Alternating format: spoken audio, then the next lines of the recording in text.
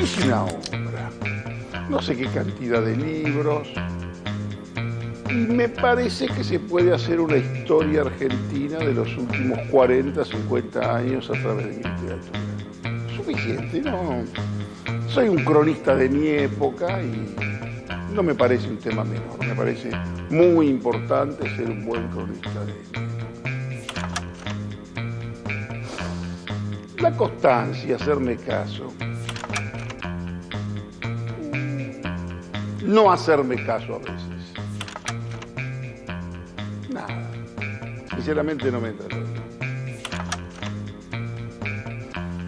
Mucho lo obvio, te diría, la familia, cierta autenticidad, hacer lo que se me encanta. No, no lo pensé. Quizás algún escritor, Bernardo Córdoba. No, eso no te lo diría porque es ofensivo. No tengo placeres ocultos. Trato que todos los placeres, dármelos, ¿viste? De la mejor manera, sin ocultar. Mira, yo ni exhibo ni oculto.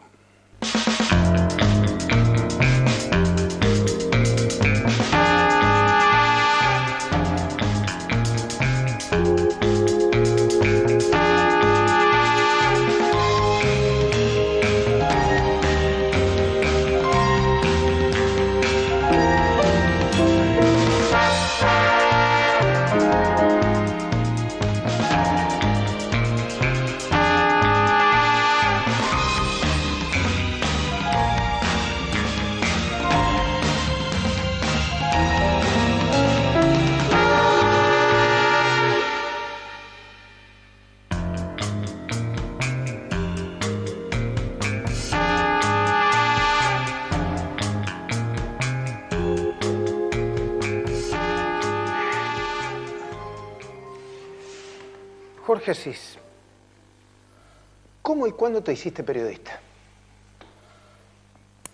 Me hice periodista, casi te diría, gracias al proceso militar.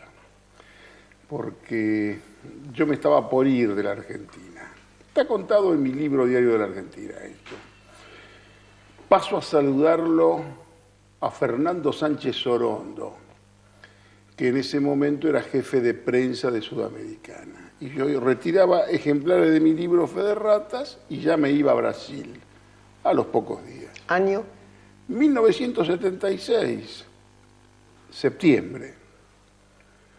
Y de pronto pido por Fernando porque quería saludarlo porque me iba. Y en ese momento estaban haciendo el concurso Clarín Sudamericana.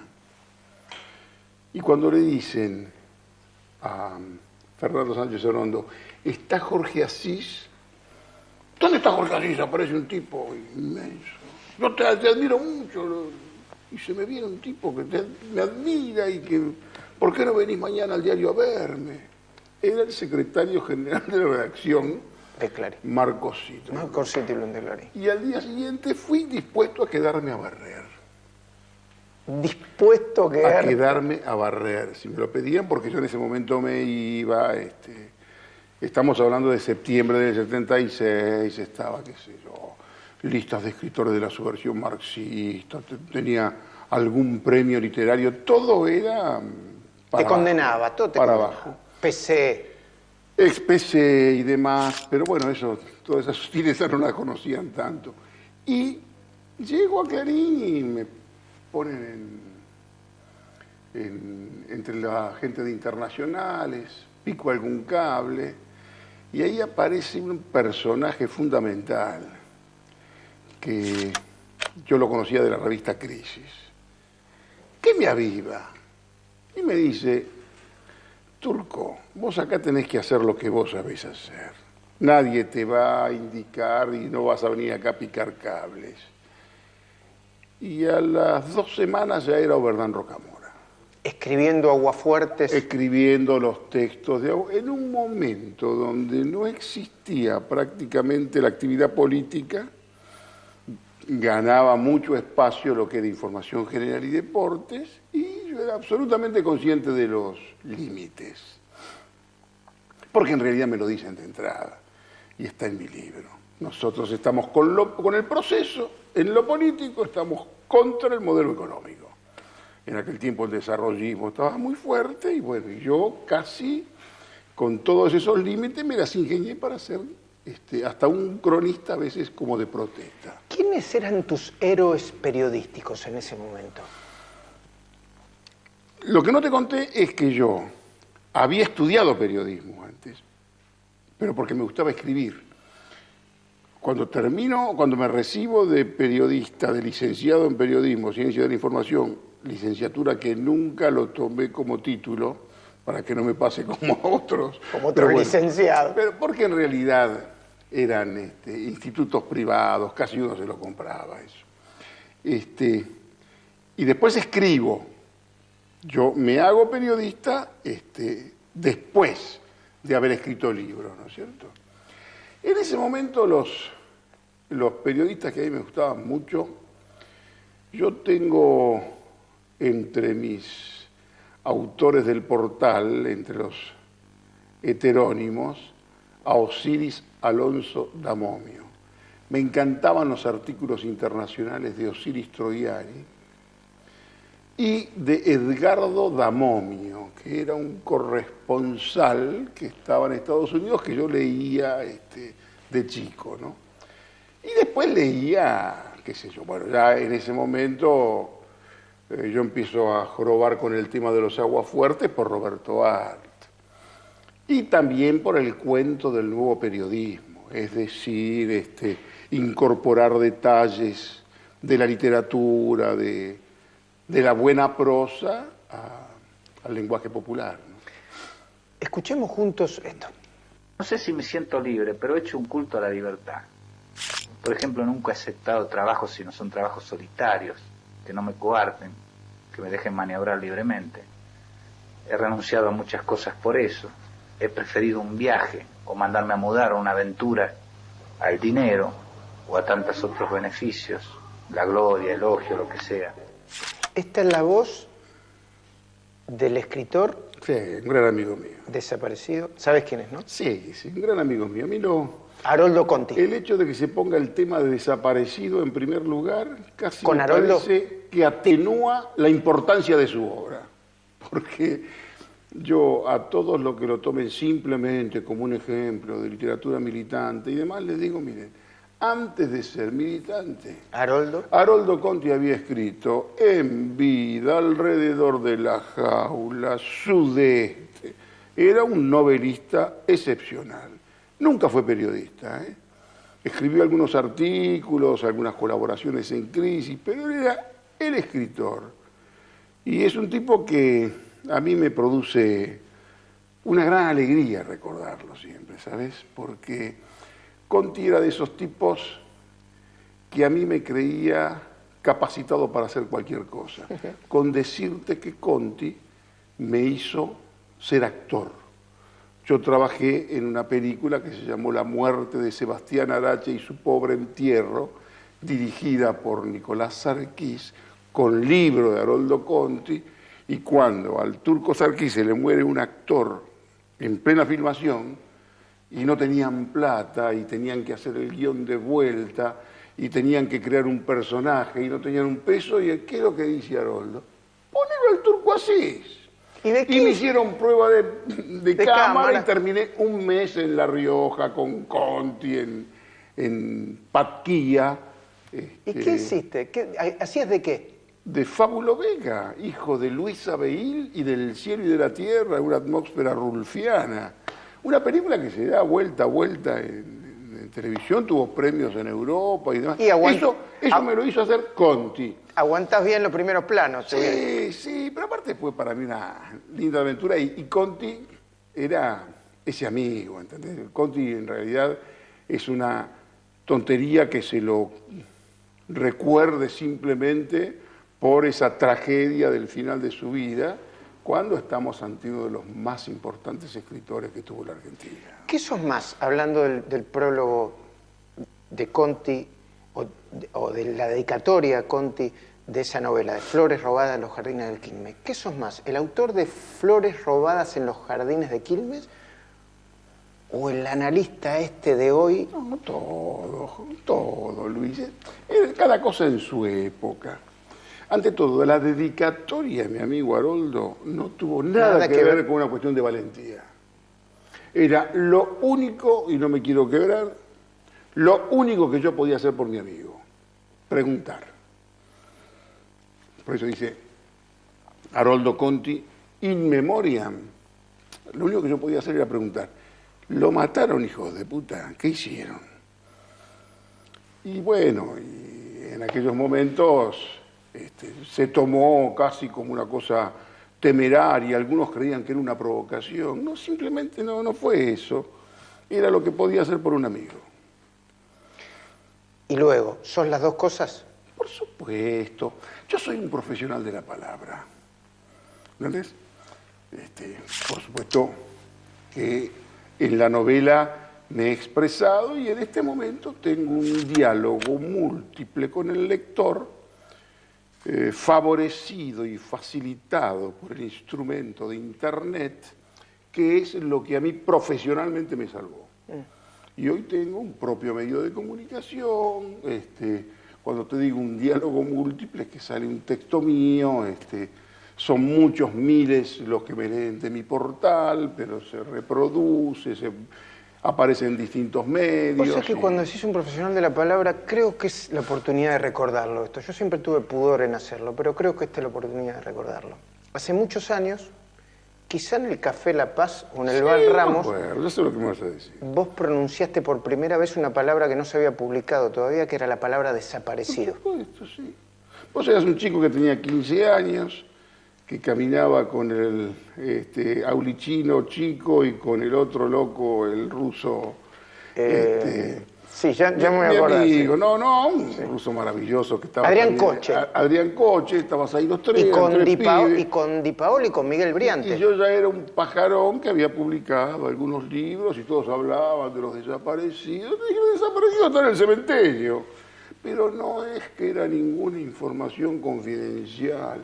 Tenía un tipo en Avellaneda que trabajaba en el cementerio y me contaba que ayer a la noche parece que vinieron, tiraron. Y esto era. Digamos, hay muchas cosas que la sociedad nunca quiso ver. Así como el tema de la corrupción en el kirchnerismo, entre el 2003 y el 2008 prácticamente no se habló, pero todos los periodistas sabían cómo era el negocio, los empresarios sabían y se adaptaban. Y en aquello también hubo mucha hipocresía. Por supuesto no se sabía que los tiraban al mar, todas esas cosas dramáticas, pero que estaban en pozos que tiraban en los cementerios, lo sabía cualquier tipo de los tantos que trabajaban en el cementerio, en los tantos cementerios de la Argentina, ¿no? A ver.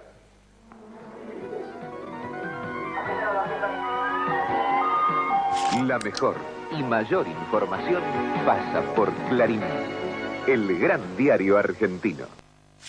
Clarín, el gran diario argentino. Sí, es el gran diario argentino. Clarín a mí me salvó en 1976, atravesé una etapa con Clarín, tuvimos un epílogo feo, en algún momento pensé que aquel Clarín no podía sostener o albergar al escritor exitoso, y sentí que ese escritor exitoso molestaba en Clarín. Y después no muchas cosas más, ¿entendés? Fue una etapa que yo recuerdo con mucha alegría, que bueno, que tuvo la culminación de una novela que me parece que si hubieran sido inteligentes, como hubiera hecho, qué sé yo, el New York Times o Le Monde, hacen una crítica en el mismo diario y me matan, ¿entendés? Y prácticamente neutralizan absolutamente todo. Pero en cambio lo silenciaron durante... Lo silencian, nunca se habló de la novela en Clarín. Ahora tenemos una relación un poco más amable, pero ya pasaron casi 30 años, ¿viste? Como digo yo, si yo hubiera matado a la señora Ernestina o a Mañeto, estaba libre a los 5 años. o 10, una novela, la literatura en la Argentina es peor que el crimen. Paga más. ¿El periodismo debe responder a lo que supuestamente quiere la gente? ¿Debe representar incluso los intereses y las necesidades de la gente, entre comillas? Están los políticos que obedecen el dictado de las encuestas y actúan en consecuencia a lo que indican las encuestas. Van detrás. O está el político que perfora las encuestas. Y me parece que el periodista lo que tiene que hacer es hacerse caso. Porque, digamos, ¿quién es el que me dice, no, mira, acá lo que pasa es que ahora tenés que ser light?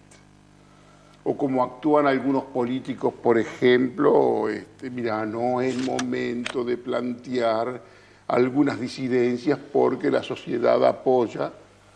A mí me parece que eso es de un periodista estándar o que tiene que hacer. Pero si vos tenés posibilidades, sos vos el que hace con la información y con tu instrumento lo que vos querés. ¿Las primicias todavía tienen valor?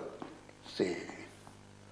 Con la diferencia es que ahora uno tiene una primicia y quizás la agotas en un Twitter. ¿Entendés? Es más rápido.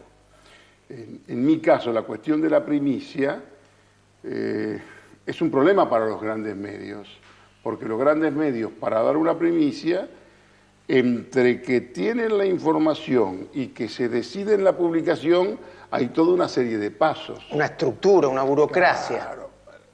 La comunicación cambió lo suficiente, cambió demasiado en realidad, que hace que uno, digamos, con el periodismo artesanal, te adelantás.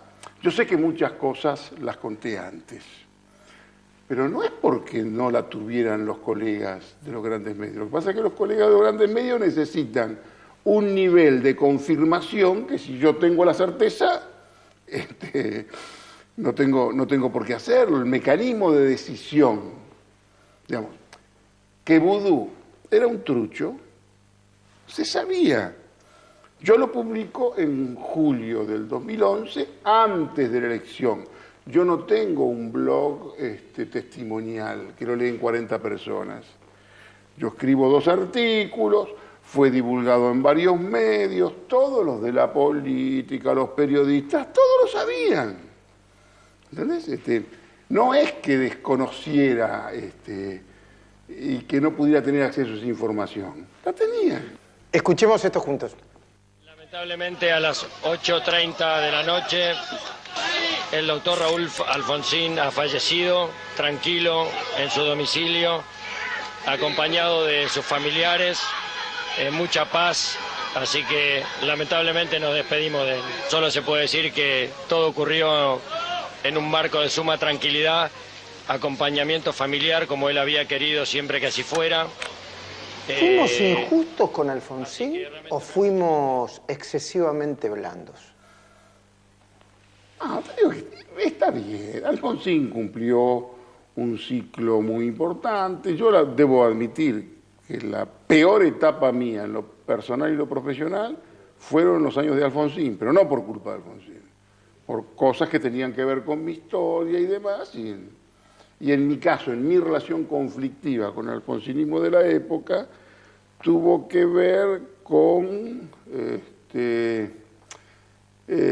la imposibilidad de un buen manejo de ellos con respecto a lo que era Clarín. Se pensaban que si se hablaba de mí, Clarín se enojaba, era una cosa espantosa. Y se comieron históricamente una factura porque mi libro, Cuaderno del Acostado, habla de un cercenamiento en los años de Alfonsín. Había un cercenamiento derivado de la extorsión invisible o visible, es decir, cuidado que si le pegas mucho a Alfonsín, viene un golpe. Eso es un golpe y demás, y aparte cada canal estaba distribuido en distintas dirigencias, pero todo eso ya pasó y ya fue. Yo creo que Alfonsín sí fue verdaderamente un demócrata. Lo valorizás con el tiempo. Y no solamente con el tiempo, sino que casi te diría que pude llegar a tener una relación cordial, porque ¿dónde lo conozco personalmente, Alfonsín? Cuando llega en un viajecito extraño a Lisboa. y por supuesto como corresponde en ese momento. Embajador. Yo embajador, yo estuve en el aeropuerto y fuimos a comer y tuvimos una excelente relación, una estadía muy, muy agradable. La verdad, yo históricamente lo valoro. Como lo valoro también a Frondizi, pero no con el oportunismo de aquellos que se declaran hoy frondicistas, La tercera vía. pero que toman el Frondizi que se acaba en 1962. Frondizi vive muchos años más y verdaderamente Frondizi te sirve, si vos querés, para hacer otro nivel de análisis. ¿Cuál es el destino de un político muy intelectual? Frondizi terminó muy mal rodeado, casi aislado, y al Frondizi que yo conocí, que vivía en la calle Beruti sobre el final, y era el Frondizi que más conocía la interna militar. Y muchos los buscábamos fundamentalmente para que nos bajara información. Era un muy buen informante, responsable y no vendía pescado podrido. ¿Los periodistas tenemos que publicar cualquier cosa? ¿O uno se tiene que limitar digo, aunque haga daño lo que publiquemos? No, mira, uno también tiene sus propios valores. Hoy hay temas que yo no escribo porque atañen a amigos míos. Y son cuestiones, si vos querés, de ética, de cierto código. El límite de la amistad. Hay algunos temas que yo no podría tocar, porque atañe a algunos amigos, qué sé yo. Pero si hay un amigo tuyo afanándose un palo verde... No es eso, no es por ese lado. Son algunos temas que tienen que ver con algunas relaciones personales, yo podría decir un hipócrita y decir, no, yo publico cualquier cosa. Esto no es así. Uno tiene que publicar cuando tiene una información inquietante, si vos querés, difícil e incluso peligrosa. Yo lo que aconsejo es publicarla, porque la información es lo que te protege.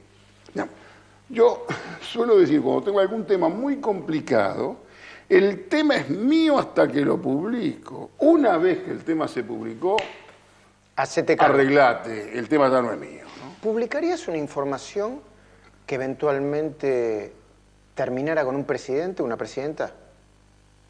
No sé, eso no sé, tendría que verlo en el momento. El contexto.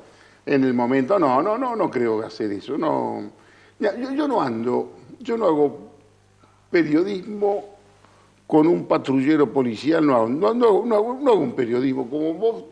Periodismo vigilante. El periodismo de consorcio. Yo no hago periodismo ni de consorcio y no hago periodismo de patrullero. Yo no estoy detrás de quién es el que se lleva una monedita. Toda esta cosa no es mía. A mí, por ejemplo, cuando yo empiezo a publicar algunos textos que tienen que ver con la corrupción estructural del kirchnerismo, era porque no se podía entender el kirchnerismo si no entendés el aspecto recaudatorio del kirchnerismo.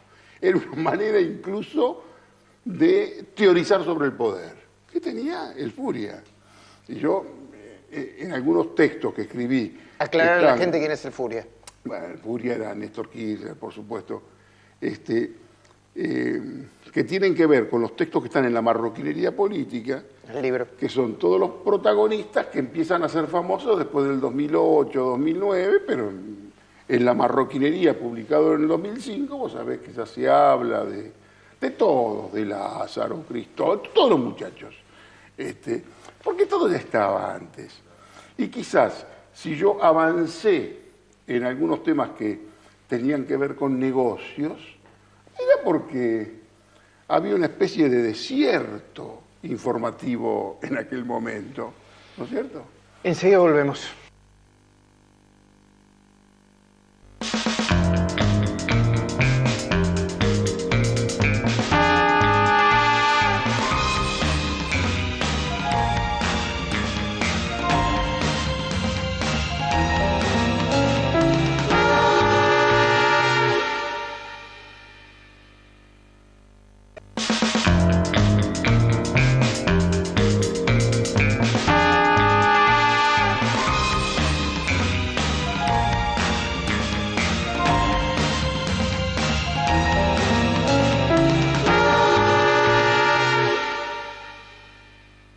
Bueno, Jorge, si uno te lee en los últimos años, se da cuenta que vos tenés un cuidado especial por proteger en el buen sentido y elegir a las fuentes.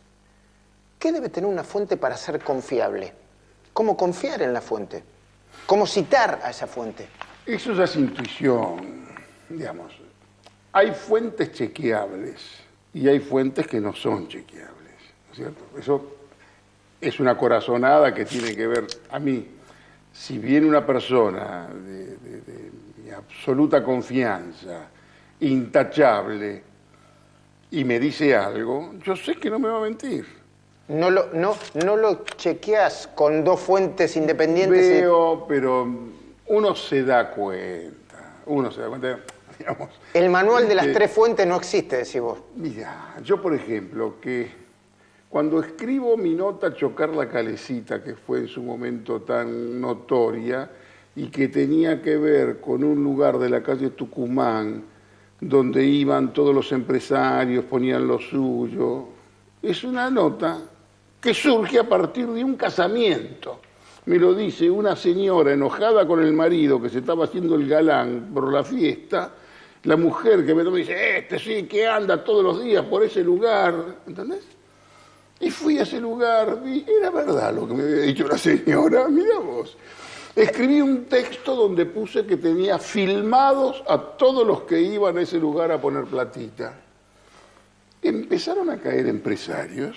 Yo digo que había que pegarles para que se callaran, porque te contaban mucho más de lo que necesitabas, ¿entendés? El periodista sabe cuándo tiene que pegarle al chancho para que aparezca el dueño. Si vos sabés que ahí hay una nota, y ahí hay un tema, y ahí se oculta algo, pegale a uno de esos chanchitos que el dueño aparece. Te tenés casi que sentar a esperar. Escuchemos esto juntos.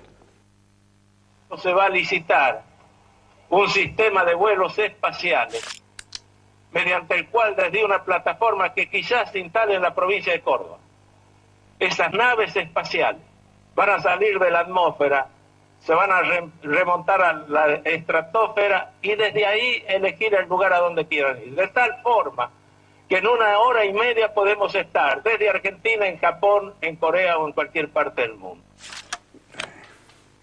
Es muy caricatural, eso que hiciste fue, por supuesto, un desvarío del presidente, que yo vos sabés que le tengo mucho afecto, mucho reconocimiento, admiración, y hay que tener cierta crueldad para aceptar que tiene que cesar físicamente para que se le reconozca con el tiempo alguna transformación. ¿Sí? Sí, me parece que sí, porque esto tiene mucho que ver, y con Menem va a pasar algo similar a lo que pasó con Frondizi.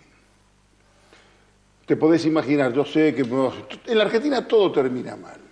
Todo terminó mal desde que yo era chiquito. Todo terminó mal. Como dice Calamaro, todo lo que termina mal. Terminó mal la Revolución Argentina, terminó mal el peronismo del 73-76, el proceso que fue un desastre, Alfonsín termina incinerado económicamente, Menem que termina más o menos entero, a los 6 meses la palabra menemista pasa a ser un adjetivo para peyorativizar al otro, para descalificar al otro, ¿no es cierto? Esto es bastante conocido en la Argentina. ¿Cómo será? Con el tiempo, yo sé que acá perfectamente podemos disentir, el ciclo Menem-Cavallo, 91-96, y casi te diría que va a ser idealizado en la Argentina. Creo que vamos a disentir. Por supuesto, sí. ¿Y por qué crees eso? Porque sí, porque fue un proyecto estratégico para la Argentina que en el fondo después, si vos querés, salió mal. Y yo hay ciertas grandes líneas de los años 90 que me parece que son las que faltan en el discurso político actual. ¿Qué relación debería tener el periodista con el medio donde trabaja? ¿Respetar la misma línea? Es un tema que a mí hoy me excede porque está fuera de... Yo tengo mi medio, mis periodistas, un conjunto, una redacción bastante nutrida, como vos sabés, Carolina Mantegay, digamos. Lo que sí, en mi caso, yo escribo como si publicara en el diario más importante. Es decir... Y no importa cómo se llame, o cuál fuese la línea editorial de ese diario. Hoy la línea la marco yo. Ahora, si esto es un trabajo, si yo voy a trabajar a La Nación, a Clarín y demás, vos podés, depende de tu trayectoria, negociar algunas cuestiones, pero vos nunca vas a ir a pretender siquiera escribir exactamente lo opuesto de lo que quieren que te pagan. Sostenerlo es una tontería. ¿Y existe el concepto periodismo independiente o periodismo militante? Existe, y a mí me parece bastante respetable aquel que tomó ya una posición y sale a defenderlo, pero es un tipo de nivel de periodismo más seleccionado, calificado como periodismo, si vos querés, de opinión. Pero si yo tengo que utilizar mis textos periodísticos para demostrar lo que yo creo, ya no hago periodismo. ¿Entendés? Y en este campo, yo, por ejemplo, cuando hago periodismo no tengo una posición política definida, de apoyar un candidato y demás, pues uno tiene que ser un profesional en esto, ¿no? A ver. El Pedito rompía todo. Eso hacía Néstor, ahí estabas así jugando y esto y la sala decía, rompiendo y otra vez a arreglar todo. Y se divertía. Nosotros nos enojábamos, pero lo volvíamos a armar. Creo que ustedes están enseñando algo en ese sentido. Máximo Kirchner, un muchacho al que le dieron un poder inconmensurable, pero no lo protegieron, no lo supieron cuidar. ¿Entendés? Tendrían que haberlo cuidado mejor. Por lo menos para no haber dejado pegado los dedos en tantas cuestiones, ¿no es cierto? Ahí me hablaron bien de él. Me hablaron bien. Vivió una infancia y una adolescencia bastante difícil. No creo que haya sido el creador de la Cámpora. No fue para nada el creador de la Cámpora. Creo que le convenía a todos creer que Máximo Kirchner era un jefe de la Cámpora y le convenía a los muchachos buscas que estaban por ahí creer que tenían un paraguas protector. En realidad la Cámpora fue de Néstor Kirchner, la jugada y el que lo ideó, casi consecuencia del fracaso de aquel Compromiso K.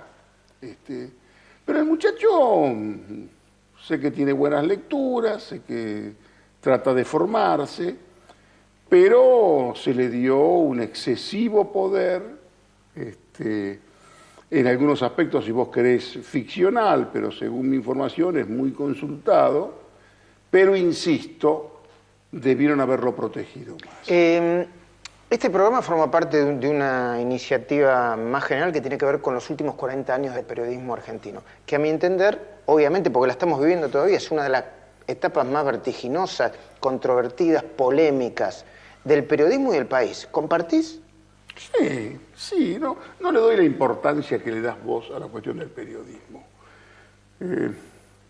Yo sinceramente no me imagino un carpintero todo el día hablando de cómo hace su trabajo con la madera, ¿entendés? El tipo hace roperos, palos de amasar, y me parece que nosotros con nuestro instrumento, en mi caso, es lo que yo más tiendo a hacer, y a mí me preocupa muy poco las circunstancias del periodismo, las peleas entre periodistas, discusiones entre periodistas, me interesan muy poco y te diría más, me aburren. ¿Y la calidad del periodismo de los últimos años? ¿Es mejor, es peor?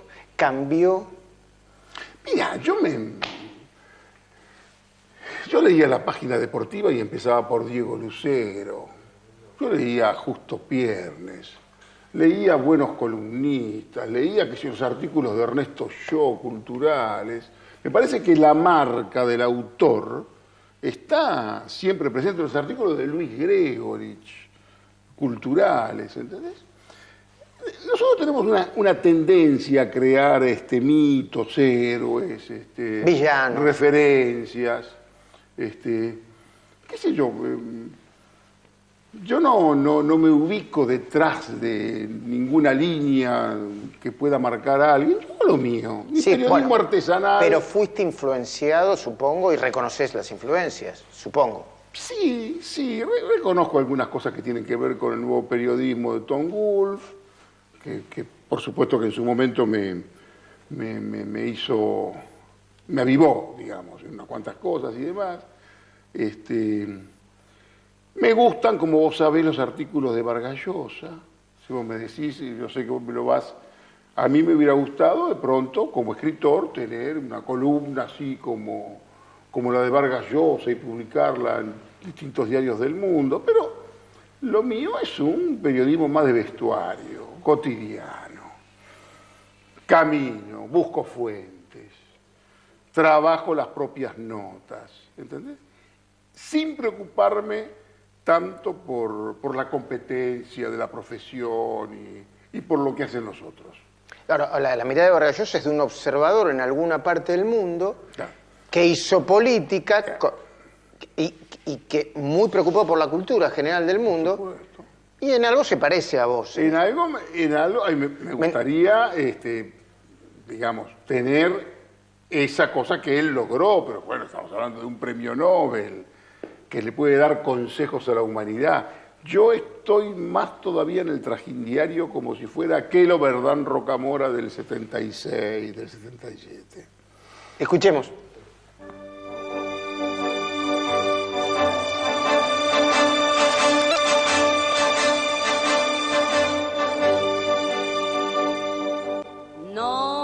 Non, rien de rien. Non, je ne regrette rien. Ni le bien. Edith Piaf. Esto es París. París. Mira, Quizá tu otro lugar en el mundo. yo te cuento. Yo estoy en mi promedio, mi tercera, cuarta existencia. ¿Entendés?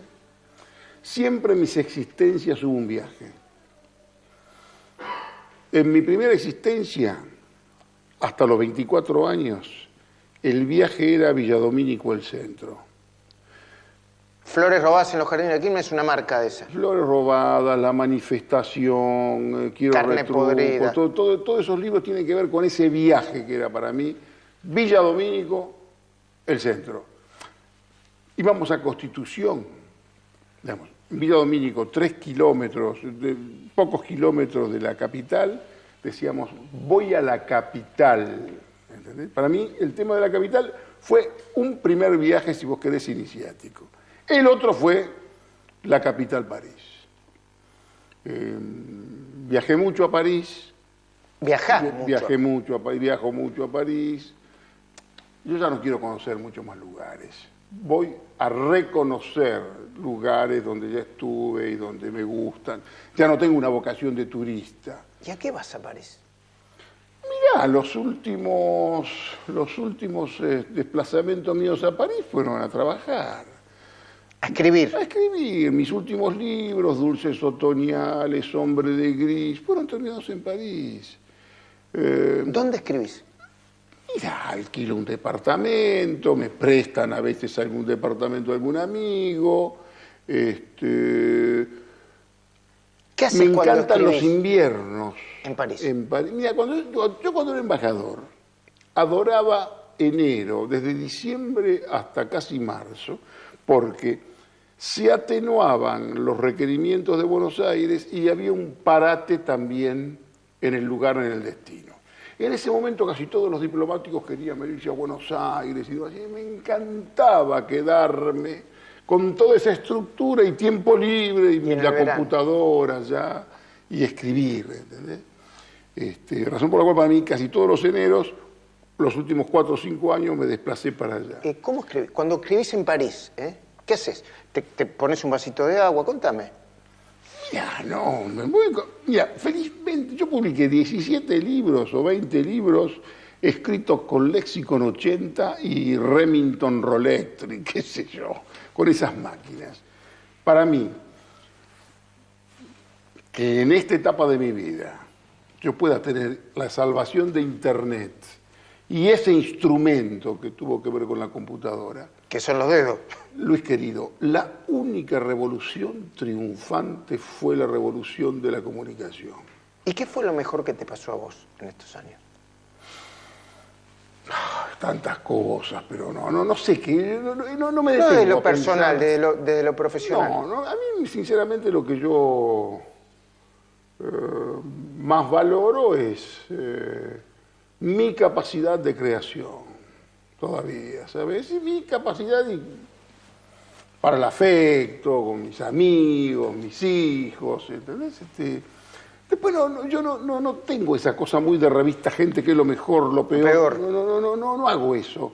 Mi Ni te está valoración esperando es, a la vuelta de la esquina tu asignatura pendiente, tu obra monumental. Nada.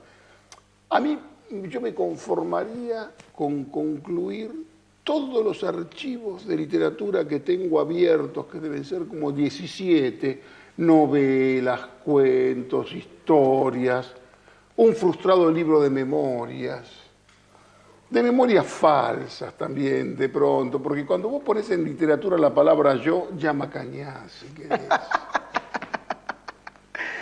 ¿Cómo de memoria falsa? De memorias yo supongo, de ponerle más imaginación la a literatura autobiográfica es una fantasía. Uno selecciona sus recuerdos y hay muchas cosas que tienen que ver con mi vida que yo no sé si ocurrieron como las conté o no, y en realidad me importa muy poco. Lo que me importa es que literariamente estén más o menos transitables todavía, ¿no? ¿Pagarías por una nota? Jamás. De pronto, qué sé yo, son gastos comunes que puede ser... ¿Algún café? Almuerzos, ¿Una comida? esas cosas, pero no es... no, jamás haría eso. No, yo no pago... Tampoco nunca pagué por sexo, felizmente. Eso puede ser el Jamás. Puede ser el buen comienzo. Jamás. No sé si una novela, pero por lo menos de una novela. Jamás, ¿entendés? Nunca tuve problemas. Y el periodismo tiene algo de sexo, ¿no? La seducción... Mira, el periodista es la carrera fundamental para la trampa.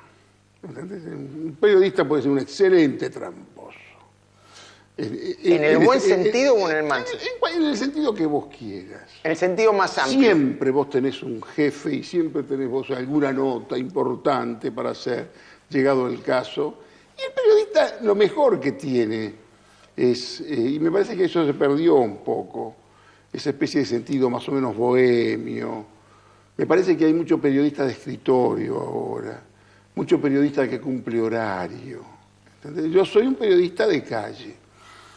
Hay algunos tipos que pueden ser nada más que periodistas de tal hora y demás. Para el periodismo no existe el fin de semana.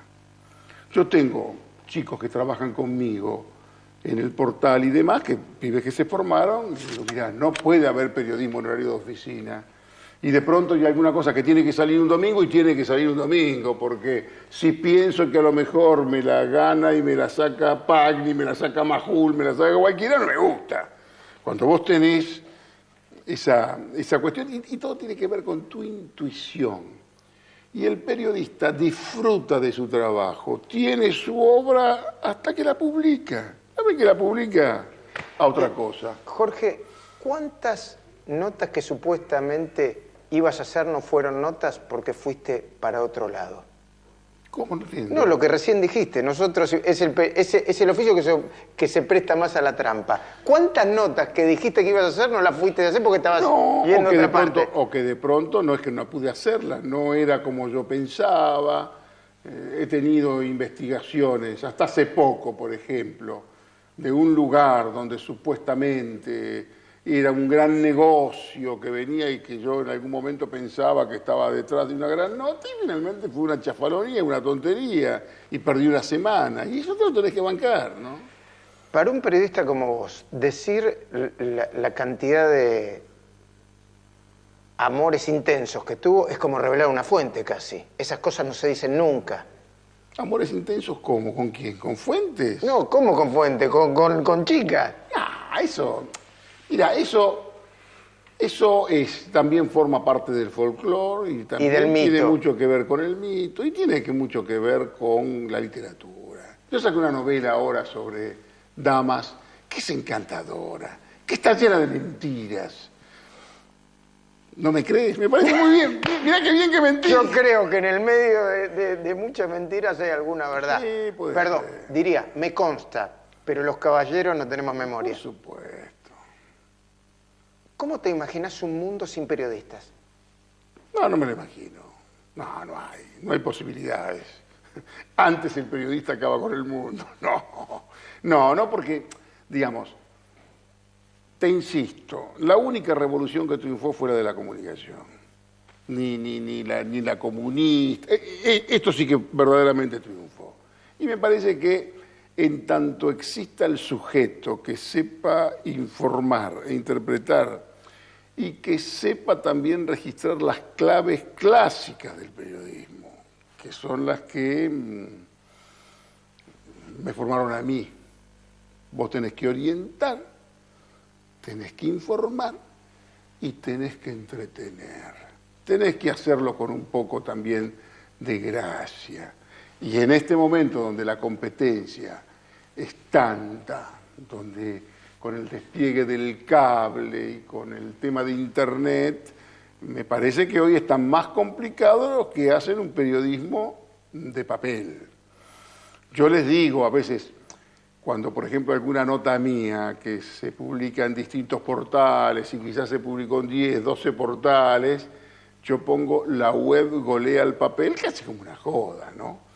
Pero en realidad sí, la web y los caminos de la evolución son infinitos. Ahora, no me imagino un mundo sin periodistas. Muchísimas gracias, Jorge, por haber venido. Un gustazo para mí.